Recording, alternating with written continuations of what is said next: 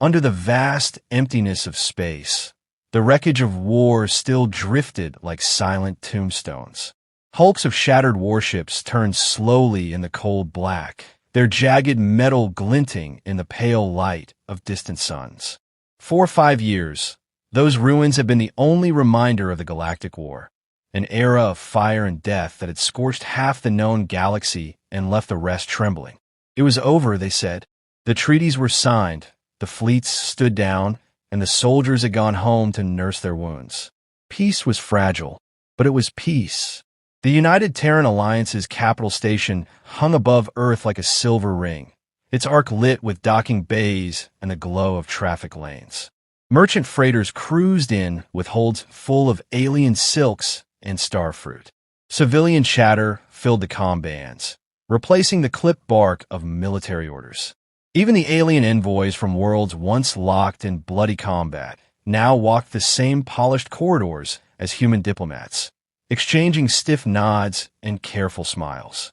In the command center, Admiral Elena Harrow stood before the viewport, her reflection stern in the glass. She had been a captain during the war, her destroyer the Resolute blooded in more engagements than she cared to count.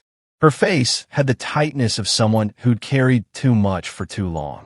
When the war ended, she thought she'd never again see the day when her station went to full alert. Yet the klaxons were wailing now, red strobes flashing across the control room. Contact just beyond the lunar perimeter, a sensor tech called. Small vessel, old Terran Navy signature, but it's on an obsolete frequency. 30 years out of use. Admiral Harrow's brow furrowed. Put it on main.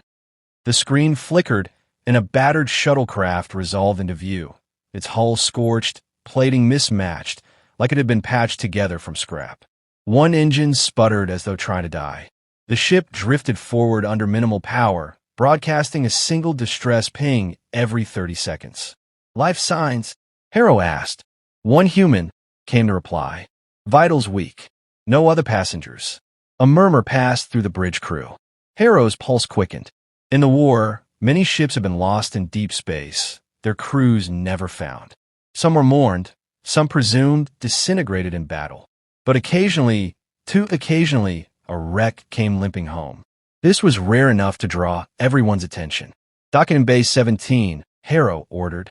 Minutes later, she was in the docking bay herself, watching as the shuttle's ramp hissed open.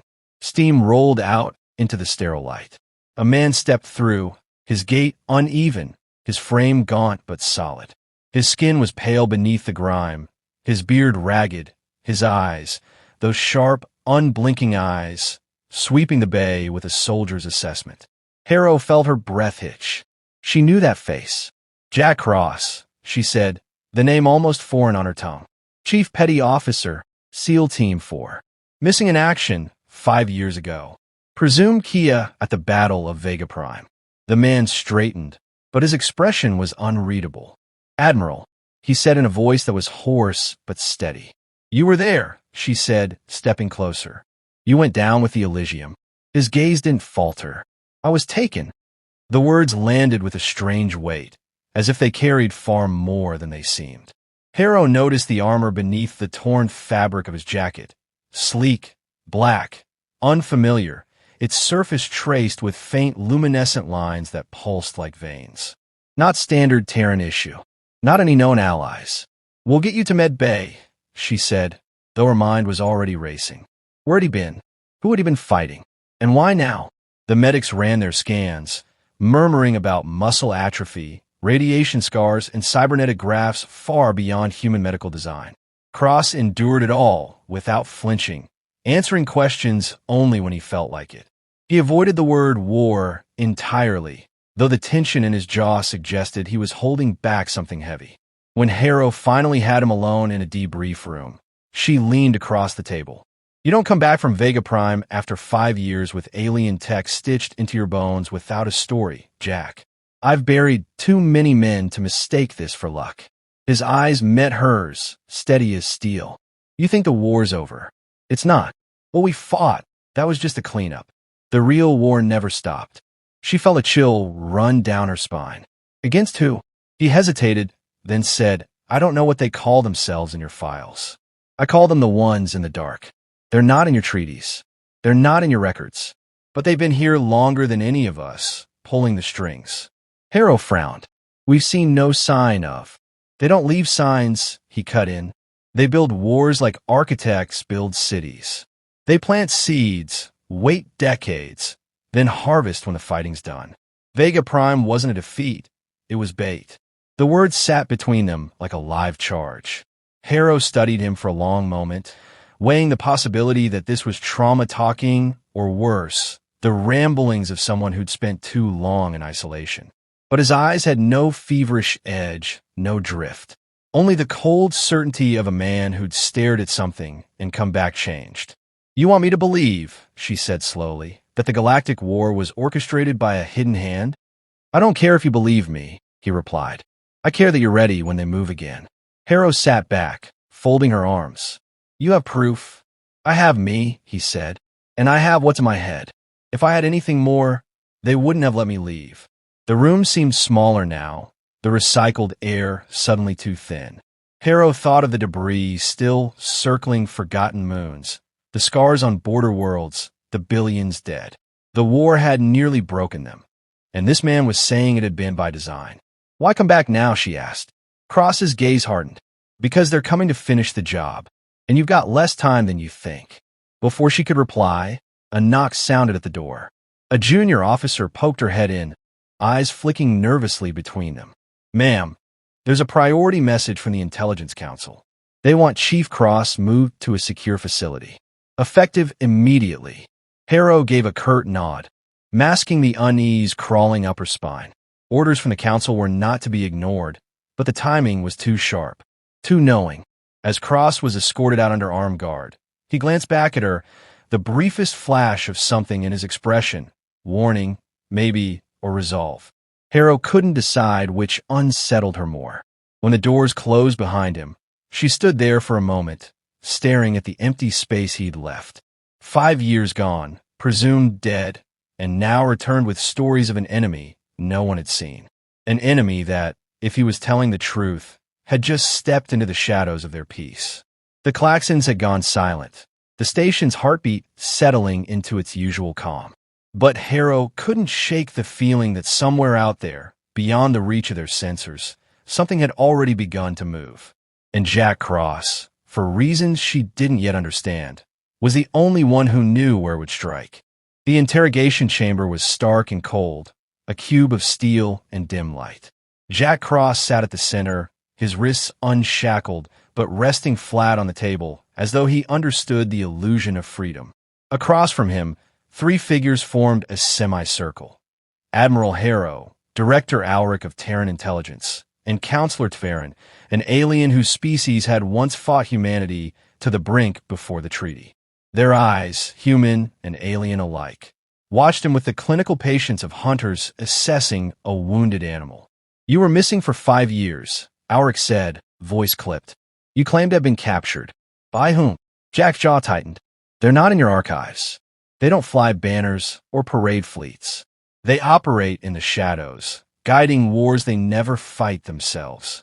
I call them the architects. Tverin's pale brow furrowed, the faint shimmer of his species' skin dimming with suspicion. An enemy we have never seen or detected. Forgive me, human, but this sounds like the talk of a man damaged by captivity. I was damaged, Jack said, his tone flat. That doesn't make me wrong. Harrow studied him, reading not just the words but the weight behind them. Jack had been a legend, decorated for missions that bent the laws of physics and probability, the kind of operator who slipped into war zones and returned with objectives complete, no matter the cost. She had expected him to be diminished after years in the dark. Instead, there was a sharpened edge to him, as if the years had honed rather than dulled him. Tell us how it happened, she said. Jack's gaze dropped for a moment, as if deciding how much to share. Then he began. It was the last hours of Vega Prime. My unit was on the Elysium, escorting a convoy of civilian ships out of the kill zone. The battle was chaos, ships burning, comms jammed, fleets breaking apart. That's when we got hit. Not by Vega's forces, not by anyone we recognized.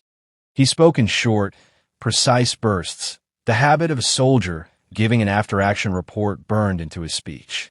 Their boarding craft was black. No markings, no lights, surface like obsidian.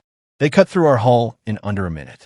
I put down 3 of them before I realized they weren't any species I'd seen. Taller than humans, armored in segmented plates that moved like muscle. No visible weapons, but they carried blades that slid out from their arms. And their eyes, he stopped, jaw clenching. Their eyes looked through you, like you were an equation they'd already solved. Alric leaned forward. And they took you alive? They stunned me. Woke up in a cell with no walls, just light like it was all in my head. But I could feel the floor under my feet, smell the air. They kept me there for days, maybe weeks. Time doesn't move right in their spaces. Harrow's expression didn't change, but her fingers tapped once against the table. What do they want? Jack's eyes hardened. Information. Not just about human forces, about the whole alliance. They asked about fleet readiness, about colony production rates, about border disputes with species we weren't even at war with. They knew more than they should have. They didn't need my answers. They were testing my reactions. Measuring. The alien counselor's voice was cautious. You believe they orchestrated the war? I don't believe it, Jack said. I lived it.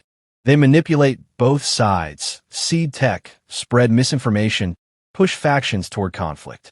They wait until both sides are bleeding out, then step in to strip the carcass. Vega Prime wasn't the end of the war. It was the point where they'd gotten what they wanted. Taverin shifted uneasily. If they are so advanced, why release you? They didn't, Jack said. His voice grew colder, his words slower. I escaped.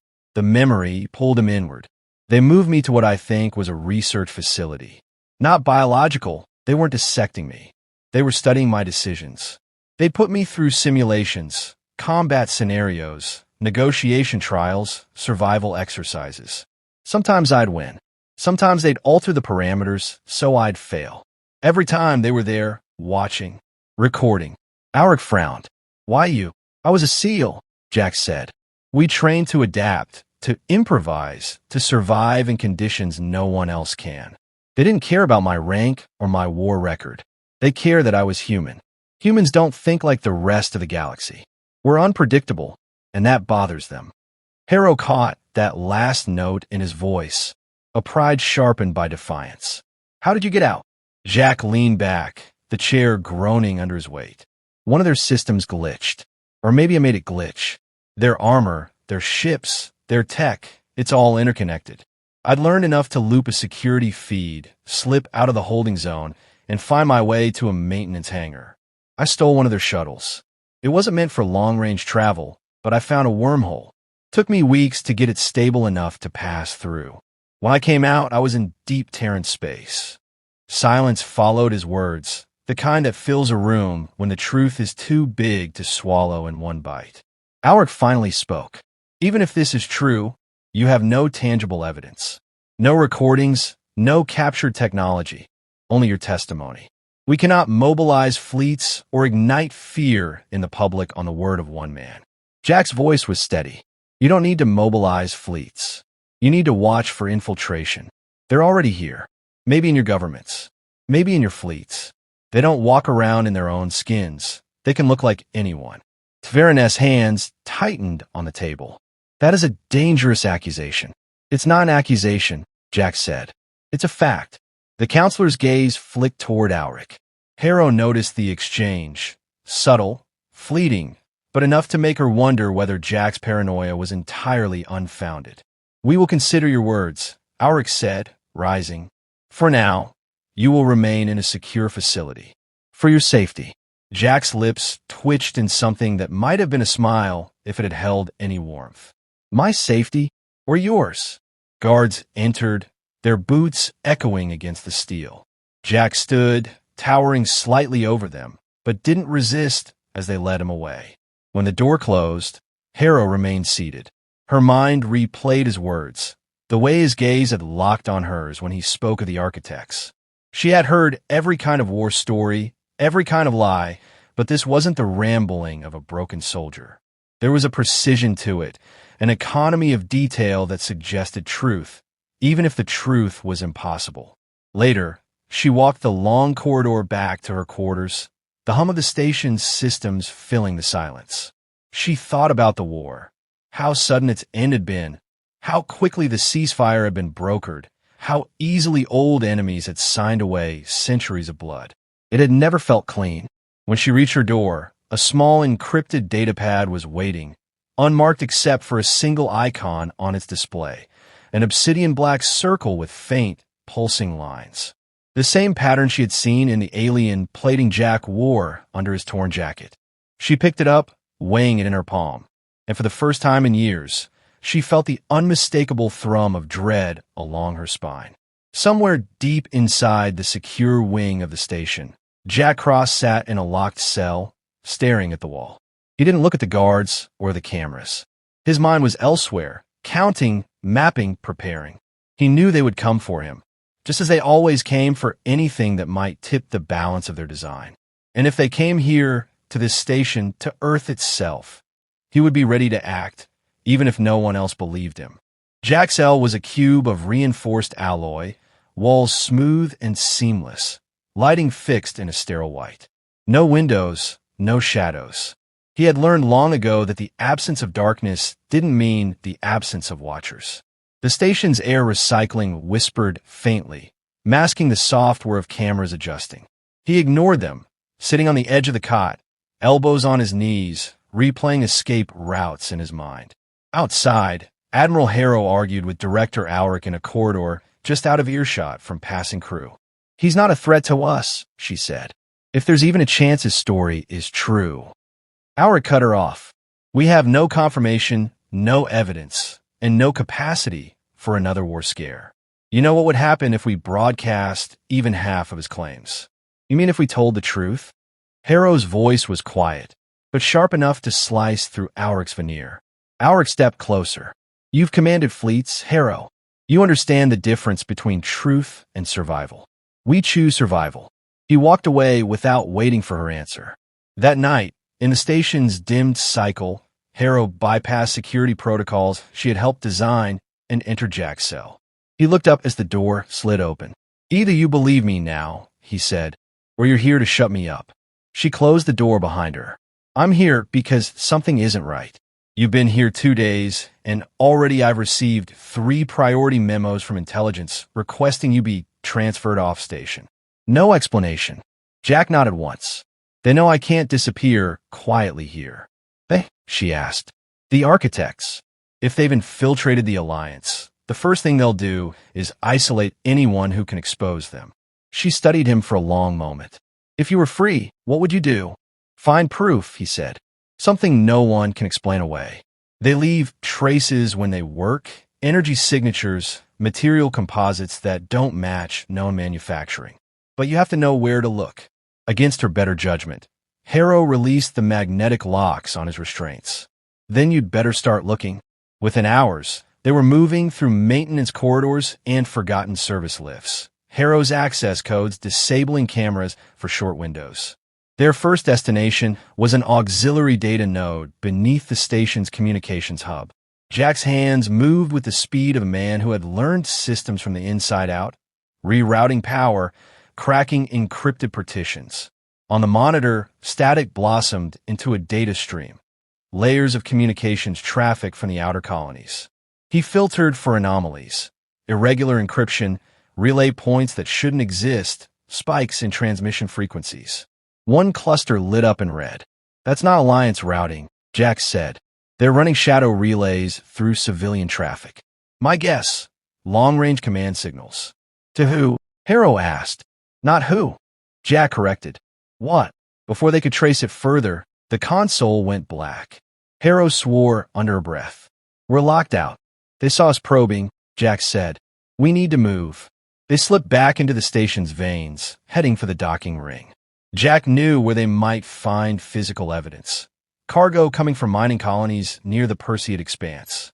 That region had been a flashpoint during the war, abandoned when resources dried up. But his time in captivity had taught him the architects often returned to sites long after the fighting ended, scavenging and seeding tech. At Dock 14, a freighter from that sector was under customs inspection.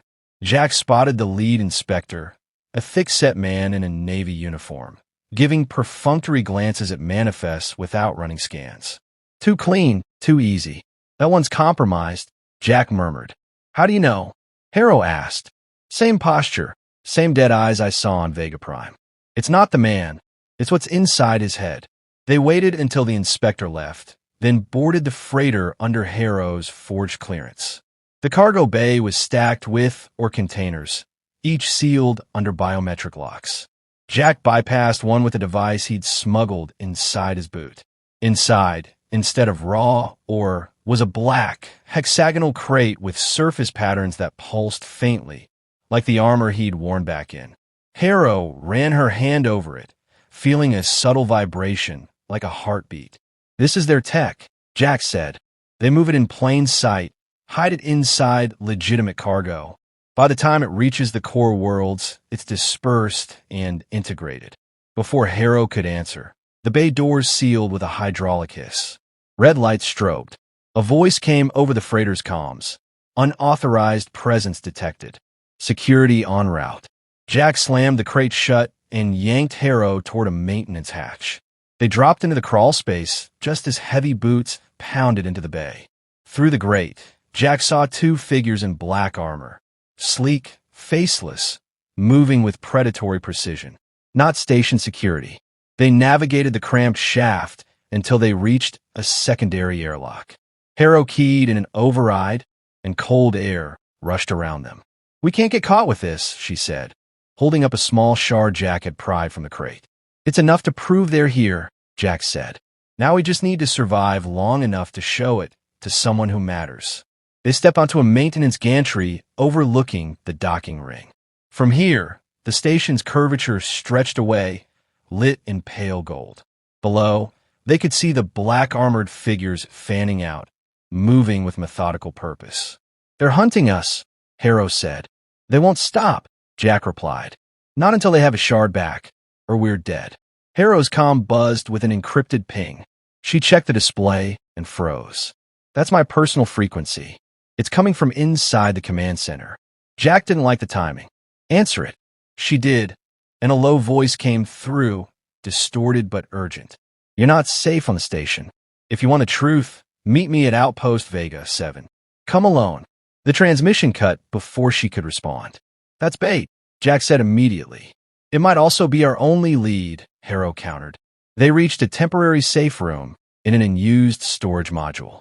Harrow activated the privacy field, and for a few moments, the noise of the station was replaced by silence. She looked at the shard in her hand, the faint glow beneath its surface casting alien shadows across her face.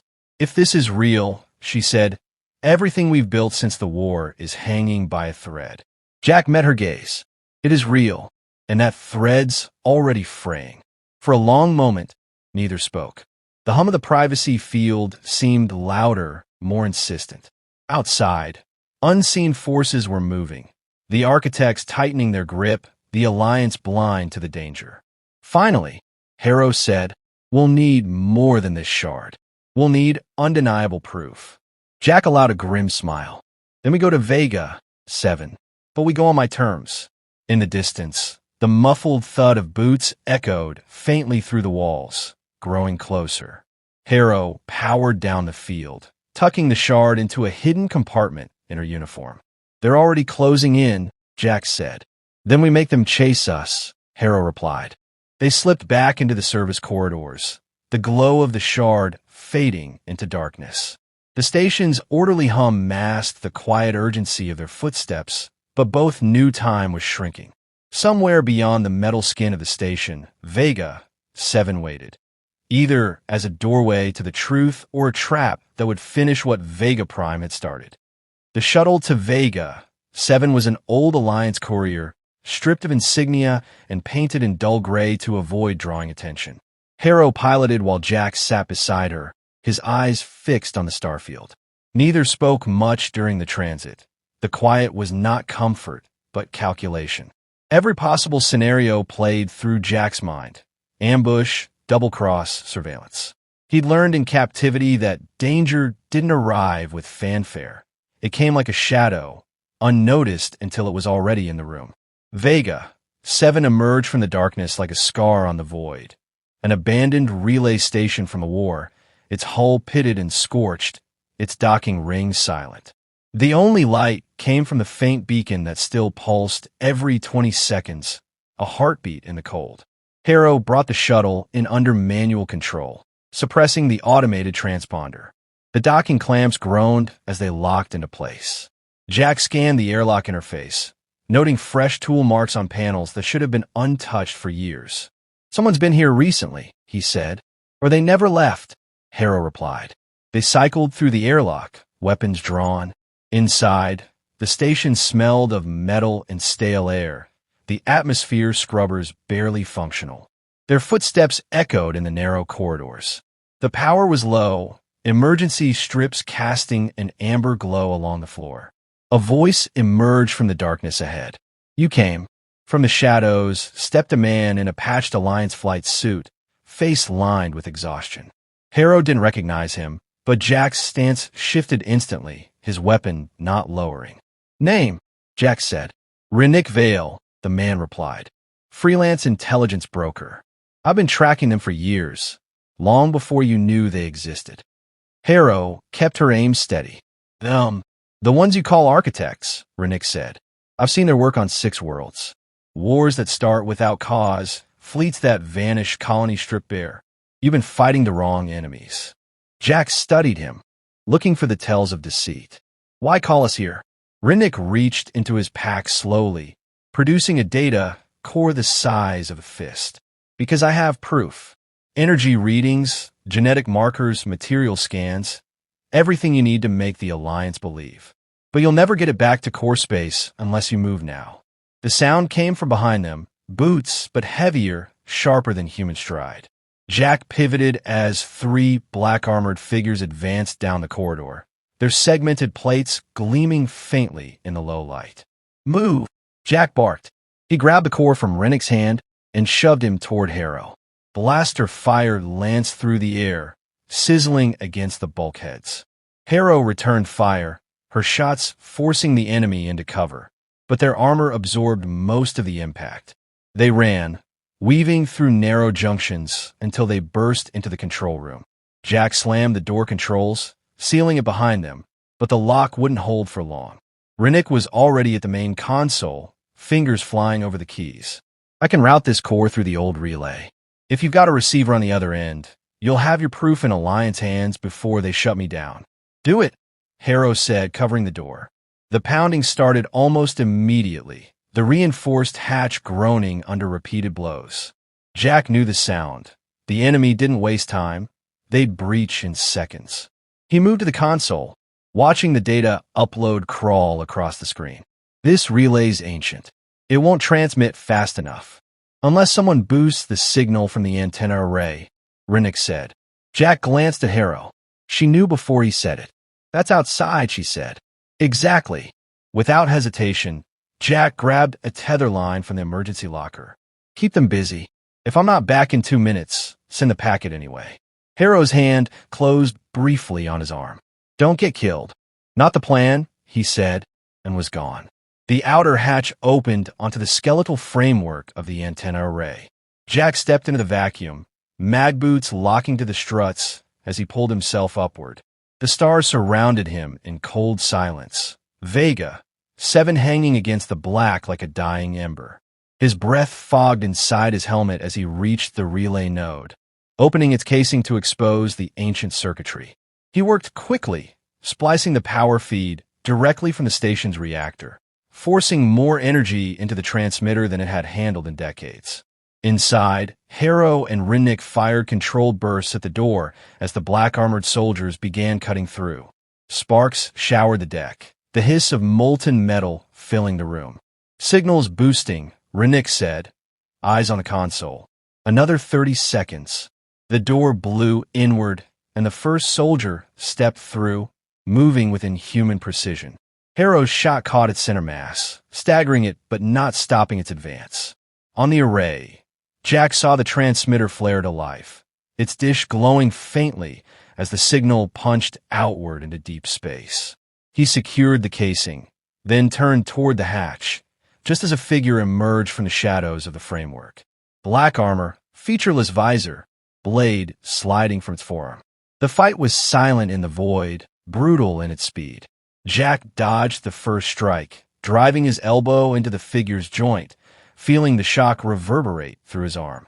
He grappled for the tether line, looping it around the soldier's arm and wrenching hard, sending both of them spinning. With a sharp kick, he disengaged his mag boots and used the spin to hurl the attacker into open space, where it tumbled away into the stars.